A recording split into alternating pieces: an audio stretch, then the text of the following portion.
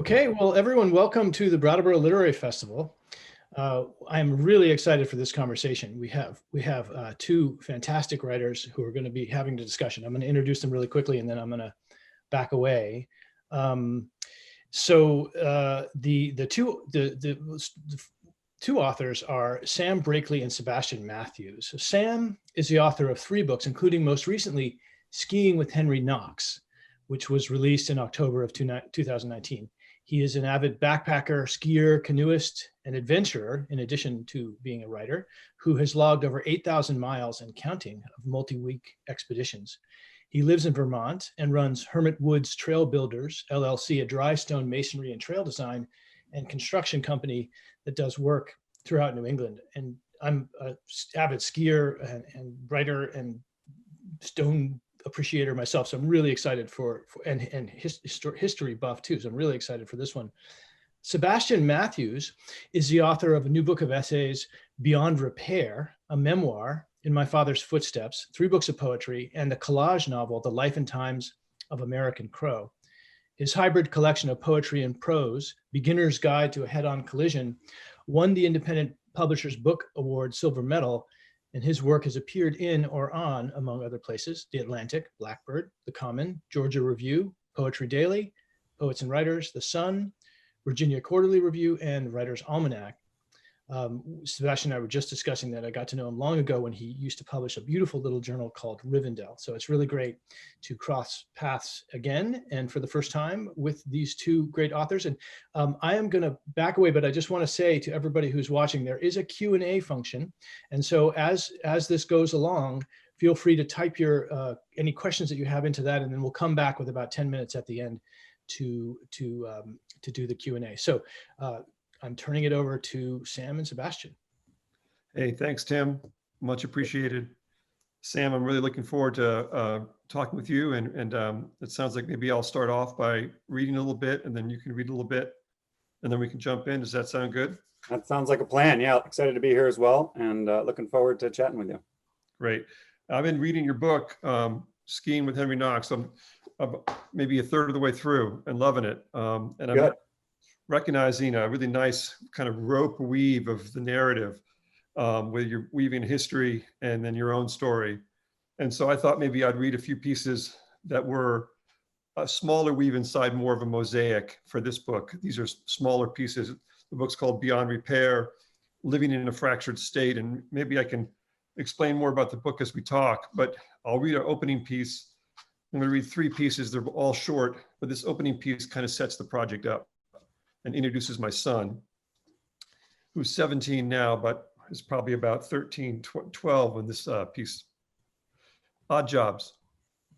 I'm driving Avery home from school when he asks semi-seriously, "Dad, do you even work?" I have to laugh. I mean, what exactly do you do all day besides read books and type on your computer? At 3, Avery asks, "Dad, why are you always writing on paper?" I try to explain the project I'm currently working on, how I am documenting the encounters I've been having with the people around me, how it seems in the time it has taken to heal from the head-on collision that the whole world has changed course, and how I feel like I've moved out of my own PTSD state only to walk out into another, larger, traumatized realm. I look over at Avery. He has stopped listening, turned into his phone and another YouTube video.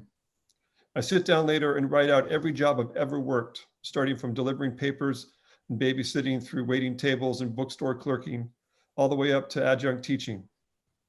If I can't convince my son I actually work now, at least I can show him that I worked in the past. When he gets home from school, I sit Avery down and read him the list. He tells me he gets the picture, but I make him listen to the whole long list. Somewhere along the line, I bought the idea that a writer must become, in the words of novelist Henry James, one of those on whom nothing is lost. That I must become a multi-directional microphone, something that picks up all the surround sounds, a camera capturing the unfolding events, a beat reporter taking notes on the day-to-day in his flip pad. My goal, to see and understand and live inside my life with as much attention as possible. In order to be a real writer, I've convinced myself I must be open to people, all kinds of people, and must move out of my comfort zone. But of course, this approach comes with the potential for some serious blind spots. So many paradigms to recognize and biases to remove, so much energy expended to rise out of complacency, so many risks. And there are days like today when the effort of parenting a child seems difficult enough that such an approach feels nearly impossible. They're mostly, these are books, a book of encounters and encounters with the current world from like 2014 to 2018. But there are some shifts into looking and relating to history. And so I thought I'd read just two quick ones, both relating or looking back at civil rights. And this first one's called Selma, and it's for my friend V. King has just accepted the Nobel Peace Prize, and now 4 schoolgirls are walking down the steps of a church, deep inside their lives, cradled inside the building, walking and talking and laughing. My friend leans over in her movie theater seat and whispers, "You know what's going to happen, don't you?" And I'm not thinking, but then I know, in a split second, that these are the girls in Birmingham, and I avert my eyes just as the bomb goes off. And when I look again, windows are exploding and the girls are thrown in the air over the banister. And as the camera lingers on the carnage and the dead bodies, I start to cry, devastated by the act, but also out of relief, for my friend has tried to save me from another blind head-on crash inside the head, one more shell-shock moment. Whenever King sits next to a window, I wince and wait for a brick or a Molotov cocktail to come flying through the window. How can anyone live with that much death hovering outside the window? Every time a protester gets slammed to the ground by a cop, or a man or woman gets punched in the face, or knocked into a wall, or billy clubbed or shot in the stomach, I understand that I'm meant to make some sense of the violence, the hatred enacted, to feel it in my bones.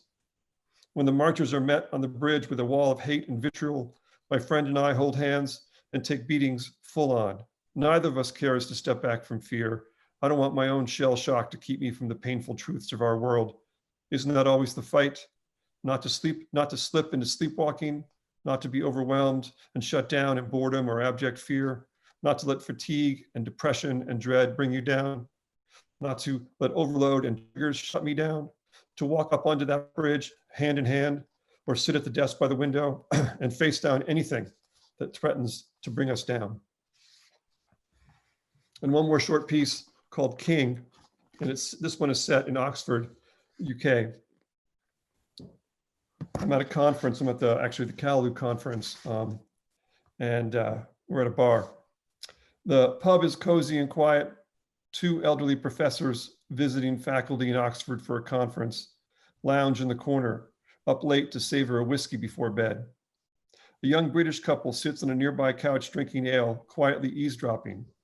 Eventually, the young woman leans in and asks the pair if they're from America. The couple teaches American history in their local high school, the Civil War and civil rights in particular. They've been listening in carefully, aware from the level of conversation that the American professors are scholars at the top of their fields. That they are African American only makes it better. The couple moves forward in their seats, eyes widening to the opportunity before them, and ask politely if they can posit a question about Martin Luther King Jr. and whether he was the central figure in the civil rights movement. One of the professors shakes his head with a tired smile and leans closer. "Can we take notes?" the young woman asks, only half joking. She knows it doesn't get better than this. And the professor explains that MLK at first was a reluctant leader, and that when looking at movements in history, you must figure out who stood beside the main figure, looking first to the left, Ralph Abernathy, then to the right, Coretta Scott King, and then you had to look back behind these 3 representative figures, John Lewis, and learn just how they came to stand in their retrospective places, and learn how they could, and just what transpired to bring them to those spots, the who, the how, the why, the what. And the bartender announces last call and starts collecting glasses. When I head up to my room, the young couple is still earnestly asking their questions, and the 2 professors are still answering them, the quartet of faces close together in the candlelight. Thanks. And Sebastian, I think it's kind of funny that, you chose your pieces there, at least based partially on the similarities between your book and mine, because I did the same. My book, Skiing with Henry Knox here, is the structure is based around a 300-mile backcountry ski trip I took through Vermont. And it was a solo trip. And so I, every night I was alone. I wasn't interacting with a whole lot of people. I was often in the middle of the woods, in the middle of the snow by myself. And one of the things I admired, and I'm looking forward to asking you a little bit more about, Sebastian, is, your book is so character driven, right? And it's often just the little brief interactions that take place throughout your life that may not mean a lot to the other person who was part of that interaction with you, but to you, it meant a lot, enough that you chose to write an essay about it, and enough that it lasted with you.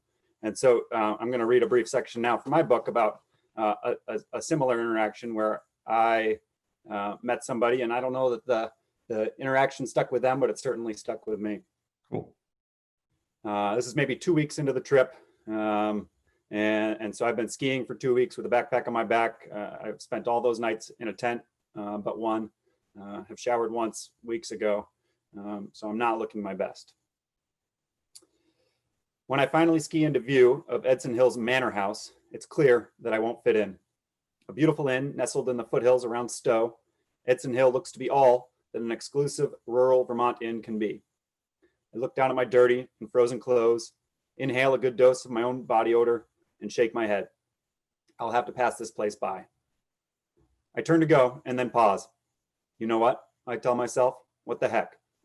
The worst that can happen is I get turned around at the door. So I retrace my steps, lean my skis against a bush near the front, and I'm just setting my pack down next to them when the door opens. Can I help you? A slight man in middle age leans out through the opening. He's dressed neatly, his expression unreadable. I can already tell how this will play out. He's cutting me off at the pass, aiming not to even let me in the front door. Yeah, I begin tentatively. I was just hoping to step in for a brief, well, come on in then. The man breaks into a smile that lights up his face. Where are you coming from? Massachusetts, I tell him, more readily now. I'm skiing the Catamount Trail. Neat, he exclaims, and his tone tells me he really does think it's neat. I haven't met anyone doing that yet. Can I get you a cup of coffee? It's my turn to break into a smile. Frankly, it'd be hard not to. His warmth and exuberance are immediately contagious, but the offer of a hot cup of joe pushes me over the edge. It's what I've been hoping for all along. Carl introduces himself as we walk into the reception area and lounge. I sit down in a chair that, in the loving words of my father, looks to be worth more than I am. I settle in gingerly, hoping not to sully it too much, and glance around. A thick shag carpet covers the distressed wooden floor, leading up to a big fireplace. Horsehair chairs and couches dot the room. Large paintings hang from the wall. Ella Fitzgerald plays quietly in the background. Trying to place the decor, I can only determine that it's a blend of the last 5 decades with the occasional touch of the 19th century. To my uninformed and undiscerning taste, it's perfect. Carl excuses himself, but returns carrying a coffee pot, steam emanating from its spout. As he sets it down in front of me, I notice 2 massive muffins next to the pot. There, he says, that should fix you up nicely. Now, tell me all about your trip while I light the fire. In spite of my protestations, albeit brief and disingenuous, he busies himself in front of the hearth and soon has a roaring blaze. He settles into a chair nearby, continuing to quiz me on my experiences up till now, asking about everything from camping out at night to navigation to the people I've met. I sink deeper into the chair and try to share as much information as I can between sips of coffee and bites of muffin. It's hard to imagine I didn't stop in. This is, without a doubt, the height of luxury. Thank you. That's a great scene. I haven't gotten there yet in the book, but I'll keep reading. But I admire myself as or like to think of myself as a keen observer of people, and certainly in reading your book, Sebastian, it's clear you are as well. And I think one thing that jumped out at me is in a couple of the different books, you make a reference to just to people's eyes and looking into their eyes a little bit, and not peering into the depths of their soul is a cliche, but you're taking a close look and examining them and thinking about not just what's going on, not just the immediate interaction, but sort of the backstory and what's making them tick. Why are they doing what they're doing? Why are they the way they are?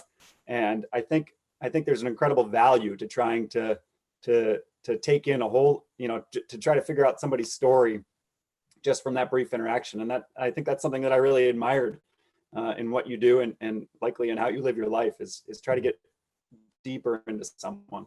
Well, I appreciate that. And I want to quickly in a second ask you about the way you approach Henry and his wife, because I seem like you almost do the same thing through history. But in some ways, I always have been this way, of paying attention to people or trying to see what goes on in interactions. But after a big car wreck and a lot of PTSD and struggle, I found myself a bit of a hermit, and I wanted to get back in the world. And I wanted to, it took a long time to really do that. And so I found that as I moved out, there were so many things in the way, as I described briefly, my own triggers, my own bias. I often particularly had a bias against these older guys in trucks who would drive by and seemed to be hostile, and I would get back and pissed at them. And finally one guy pulled up and I was ready to get in a kind of verbal fight with him. And he was like, "I love your dog, man. My dog just died," and I realized, no, I'm the jerk here. I was typing this guy, but so much is going on right now in this world. The subtitle of this book is Living in a Fractured State. I think we're all struggling to connect with each other. So for me to try to connect was a project. But I really appreciate what you said. And one of the things I love about your book, or the beginning of it at least, is the way that, well, first, we meet you and we meet your girlfriend and we meet your dilemma. I won't give too much away, but a sense of the idea of life decision. Am I going to go with her? Am I going to stay where I love in New England? But also you are introducing us to Henry and his wife. And I feel like I know them as well as I know you two, or even better in some ways, because in some ways you're giving much more backstory for them at first, so we know the history of Henry Knox. So I'm curious how you went about that research, and then turning research into, really it feels like almost like not a novel, but if you bring them to life. Yeah, and from the get-go, from a young age, history and history stories have always fascinated me, I think. And so that's sort of one of the whole purposes of a book like this, to me, is to try to, so often history is consigned to the dustbins of, and it's old and stodgy and unlifelike, and it's never been that way for me. These people have voices. They want to be heard. They want to tell their own stories, and they took place hundreds of years ago. But let's celebrate those stories and tell them anew and in a new way. And so when I'm reading any book about any history, about any story that's taken place, it's not the past for me. I think it needs to be brought to life. And so if something particularly piques my interest, I'm going to dive in as deep as I possibly can into that and start to bring them to life, just for my own joy, I think. And so with Henry Knox, his story of being a young man and being, he was in Boston as the Revolutionary War was starting to break out, and he evacuated with his wife, who was pregnant at the time. They slipped out of the Boston in the middle of the night and got behind Continental lines, and soon he was leading a winter expedition through New England, in charge of dozens of men, trying to get tons and tons of artillery 300 miles across the landscape. It was, just a wild story. And so, and it's often a footnote in the history books if it's mentioned at all. And yet that spoke to me. Here's a young man with a sense of adventure doing something cool. That shouldn't be a footnote. That's a story right there. And so I dove in as deep as I could and pulled out his journal and the journals of some of the men with him. And it turns out that, he was making some of the same decisions during his life, or thinking about some of the same challenges that I was. And so I dive in deeper, and all I can find is parallels and more reasons to bring it to life. And I think I just wish we could do that a little bit more often with history, because it has so many lessons and stories to tell us now. It's not just in the past, it's now, I was listening to Mary Morris and Alden Jones talk yesterday about travel writing and women travel writing, and how that's a different, that's a whole different setup, and women traveling alone. But the idea of bringing the reader in through the traveler, and not being afraid to be the story. And I think you do a nice balance of that. It's where your story is clearly a journey, an adventure, but you get close enough into the world, and almost like you're close to Henry's big body. You're always describing his body. He's big. It gets bigger as the book goes along. Yeah. And I'm not getting history. I'm not getting dry history. I'm getting this adventure tale, his adventure tale, and Lucy's. It's Lucy, right?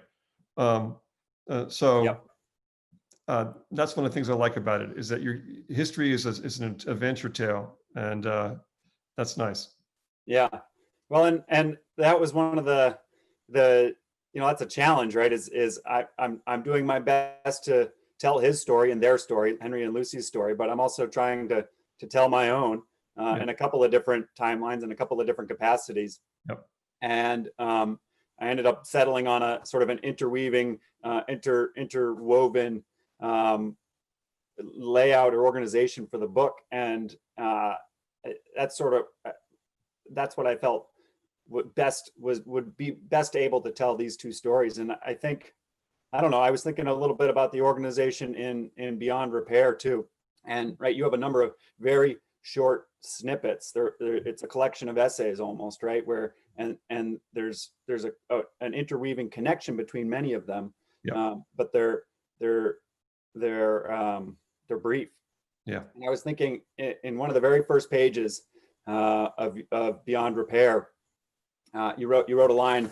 It was you're describing a brief scene from your car accident, and you said, "My eyes open, close, open," and I was picturing you going through this trauma and just your brief, sort of flashes or scenes from the car accident, and then extrapolating that broader to the organization of your book. And as you're reemerging into the world, and your eyes opening and taking in a scene, and then closing and opening and taking in a new scene, and closing and opening. And it struck me that the sort of the physical experience that took place during your car accident, is well represented in the layout of the book as you reemerge into the world. And organization or the layout of a book is so often overlooked, I think, and yet it's incredibly important. And I think I know it was a challenge for me as I was interweaving stories, and I suspect it was a challenge for you as you were trying to sort out how to tell your tale. And I think you did a remarkable job. Well, I appreciate it. And I find it to be a challenge and fun, like a game. But right. I love what you just said, because in some ways, what I learned about trauma, having gone through it, is that it does break things apart, and it does initially shatter things, but it also makes it hard to pick up your pieces of your life, and your life isn't the same as it was. And then your interactions with the world are different, and they are fragmented. So for me, I'm a natural collagist. I make collage. I love the collage method, but it seemed like a perfect fit. But the challenge was to make it a quilt, to make it have design and pattern within what might seem a chaotic, structure. And so a little bit of chronology, a little bit of weaving themes, using photographs and quotes. I put some news headlines in the middle of the book to kind of give the reader the context of all the amazingly intense and horrible things we've been going through as a nation for the last 6 years. Yeah. I love structure very much. Yeah. I have a question for you. We're just going to go back and forth. How much do you know? It's your third book. You don't really, at least in the first third of the book, you don't say, but when you decided, okay, I'm going to take this journey and I'm going to try to make a big decision and I'm going to use Knox as a guide, did you go, okay, this is a book. I got a book here. I'm going to have to take notes. I'm going to have to, make this a literary project, or did that come later? And how's that been for your other books too? Like, because writers we're relentlessly opportunistic, and so I wouldn't blame you if you were like, oh, I'm going to really, I actually probably would do the same. I would bring notes and take photographs. Or did you just go and maybe that kind of travel doesn't allow you to do too much of that? Yeah, I do a lot of long distance outdoors travel. I'm as Tim introduced me, I'm an avid canoeist and backpacker and skier, and I am not a habitual diarist or journalist, or, I don't have a diary at my bedside table. But when I'm in the middle of an outdoors trip, I do keep a detailed journal about my experience, and that it sometimes leads to a book is sort of a side note, or it just happens because typically my main reason, or one of my main reasons for going on a long distance outdoors journey is that I need some time to reflect, or I want to take some time to sort of step back and re-examine my life and what's going on in it. And so then I head to the outdoors, and I go for a paddle for a month, or I go backpacking for a couple of months, or I do whatever I need to do to take that breath. Yeah. And I'm heading into the outdoors, and I'm trying to figure out what comes next in life. And in order to do that, not only do I need to be in the outdoors, but I need to be thinking about that decision, or those possible routes, or whatever the case may be. And my chosen medium for doing that is writing, of course. And so I'm keeping that journal, and particularly on the Catamount Trail, this was in the middle of the winter. I had hours and hours and hours of darkness and cold and darkness, and I wasn't always sleeping in my tent. In Vermont in the winter, it's dark for 12, 14 hours a day. Yeah. You can't sleep for 12, 14 hours a day. I know, I've tried, you can't. And so I had a lot of time where it was dark out, where I wasn't skiing or doing anything. I was in my tent in the middle of the woods, in the middle of the snow, freezing cold. And there's not much else you can do besides think during those times, and think and write. And so I kept a very detailed journal. I'd go back over the day that I had just been, the day I just spent in the woods on skis, but certainly, you can write about anything. And so my journal, it goes off on all sorts of different tangents as my mind is wandering. And I think that it turns into a book is sort of me after the trip, looking back through that journal and reflecting on it, and reflecting on the experiences I had and the decisions I've made, and saying, all right, this is a detailed journal, but I need to go even further and spend some more time on this, and organize my thoughts, and put them all together into some sort of a coherent narrative, not for you or any of my other readers, but for myself. This is it's a purely selfish project in many cases on my part. Good. Yeah. And so the question that I always face is what's the timeline on that, right? In my case, I'm making a life decision about where am I going to go, and who am I going to go with? Am I going to move across the country with a longtime girlfriend? Am I going to stay closer to family? What am I going to do? And I'm in the midst of the making that decision, right? You're in the woods, or you see the trees, but metaphorically too, huh? Yeah. Yeah. And so my question for you, because it's a question that I am often continually thinking about, is when's the appropriate time after an event to step back and have enough removal to examine it in some sort of a, not unbiased or unemotive state, but where you have enough separation from that event, or from that, in your case, trauma, that you can address it without emotions clouding your view. Yeah, it's a great question. And I think I tend to err on the side of, and I really mean err on too early. Like when I was in the wreck, I think I wrote a poem about the post-op, and I was probably stoned on morphine. 2 days out, it was 2 days later, I was trying to get some words on paper.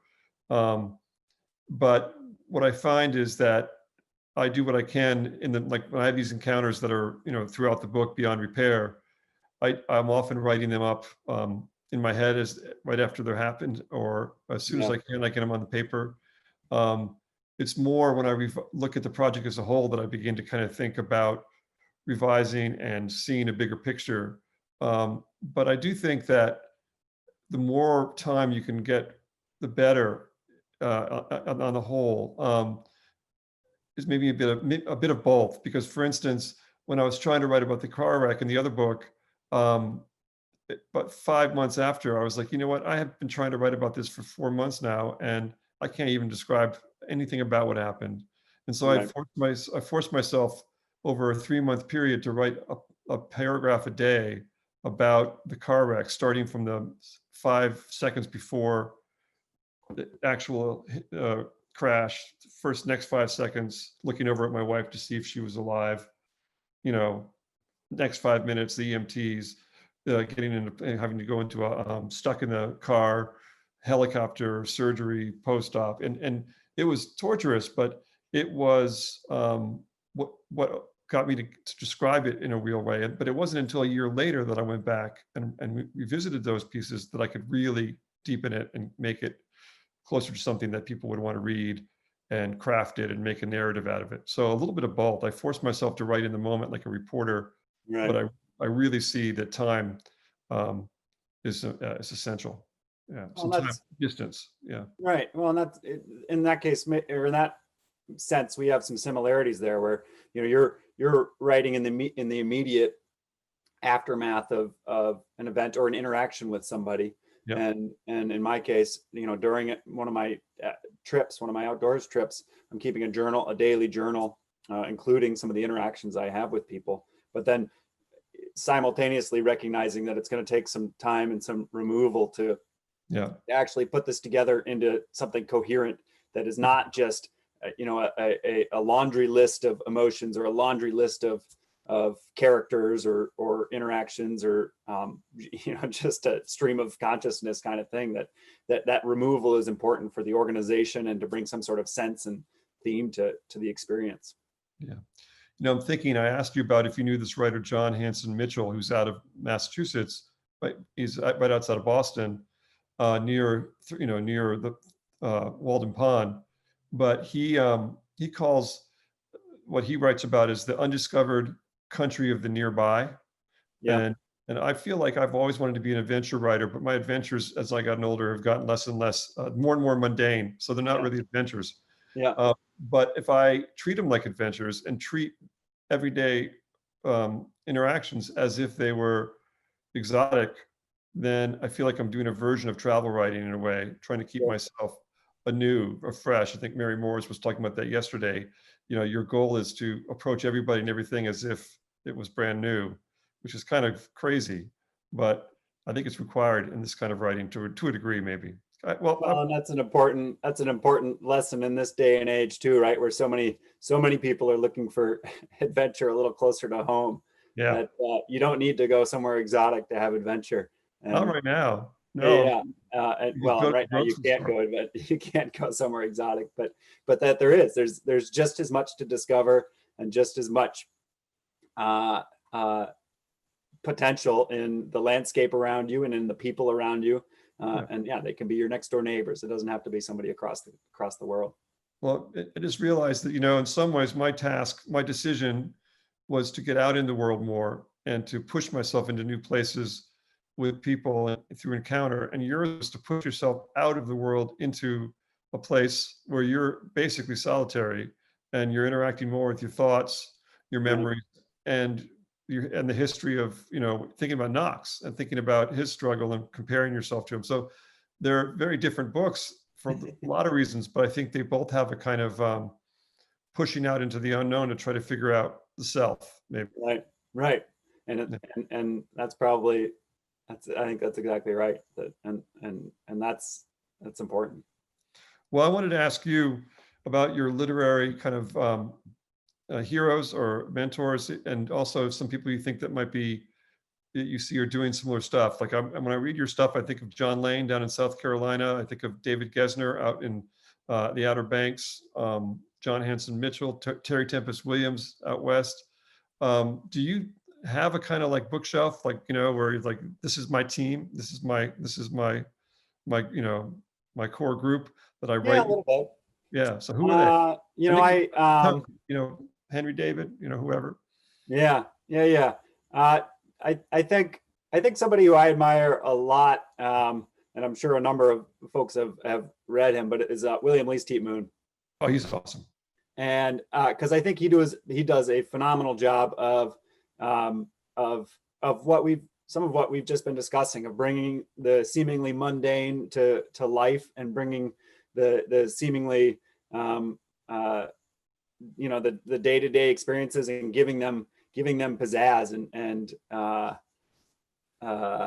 and bringing people to life, Yeah. And so and that's something you do so well too, is not just going through life in a zone, but taking the time to really focus in on the people you're interacting with, and the places you're interacting with, and seeing them for what they really are and what they really can be, instead of just glossing over them and moving on. And you described sitting down and quickly jotting down notes or writing about an interaction soon after it happens, and to take that kind of time to examine each day. I think that's incredible. And William Least Heat Moon does that really well. And he might be a perfect balance between what we're doing, because he goes out on this big journey, but then he just starts interviewing people, and he's so interested in people, and so not that interested in himself, which is why I love him so much. Right. And then he wrote, he did, his most well known is Blue Highways, but he wrote Prairie Earth, I think. Prairie Earth, and he did one on the river horse too, I think. Yeah, the rivers to Quoz or Quos, or yeah. Well, I think why I love him too is that, a friend of mine tells a story about, he just basically, as an anthropologist, you try to learn from other cultures how not to be an idiot dog, and the idea that if you're an idiot dog, you don't know where you are, and therefore you're lost. But you're trying to do something very different in your journey, because you know where you are essentially, but you're not, you may even not know exactly, you may be a little lost, but you know how to get yourself out of it, and you know the terrain, and you know how to deal with the winter. And so you're not, unable to interact with with your surroundings, and you need to in your situation, or you're going to die, or you're going to get really hurt. In my case, you have to pay attention to other people very carefully, because you don't know who they are, and you don't know where they're coming from. And if you don't pay attention, you are that idiot dog. You're that tourist. You're not really seeing what's in front of you, and it's hard to do. I mean, we all have biases. Some of the themes of the book are like white privilege. I got to get out of my own way a lot, which I do sometimes, and I don't do in others. Right. Which is part of the book too. Right. Do you know Reading the Mountains of Home, John Elder? Do you know that book? Oh man, the way you use maps at the start of chapters is really cool. He does the same thing, and he uses frost the way you use Henry Knox. So okay, yeah, great. Oh, Tim, you're here, man. Are we done? Just jumping back in. Yeah, John Elder. He was a teacher of mine back at Middlebury College, and he's another Vermont writer. So yeah, yep, connections. Guys, this is absolutely fascinating. I was really struck early on in your conversation about this idea of connection and close observation of people, which is what clearly this is a talent that you both have.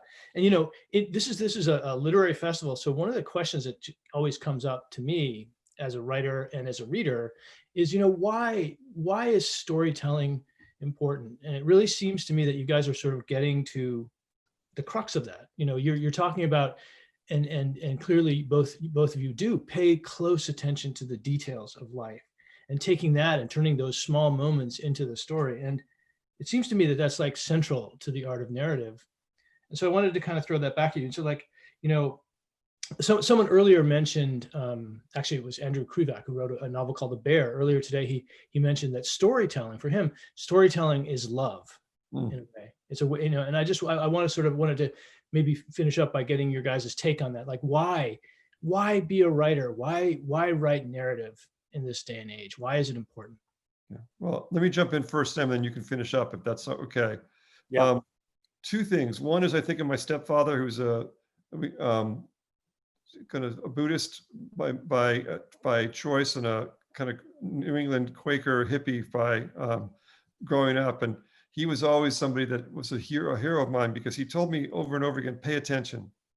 And I took that as a mantra that was very personal. But what I've learned is, as a writer, it's also the mantra for a writer. You got to pay attention to see what's going on around you. And then I think in this day and age, with so much disconnection, so much cultural divide, that's all you have on a personal level is your interactions with your surroundings. And if you don't pay attention to them or you take them for granted, you're living in a bubble. And if you're living in a bubble, if I'm living in a bubble as a white guy in Asheville, North Carolina, in this great little liberal town, I'm living within like 4 bubbles.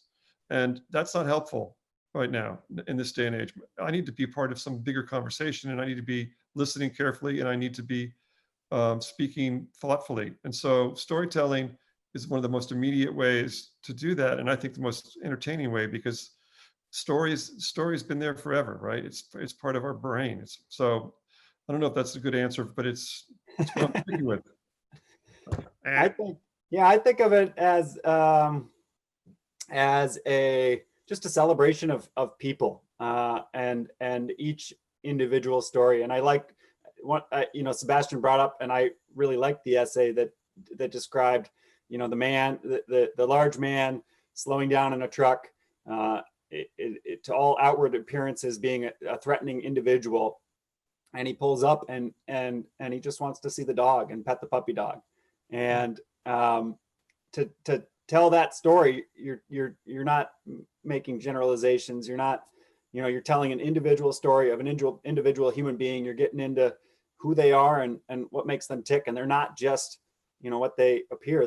They're dog lovers too. And I think of all storytelling as just being a celebration of people, of what makes them tick, of who they really are.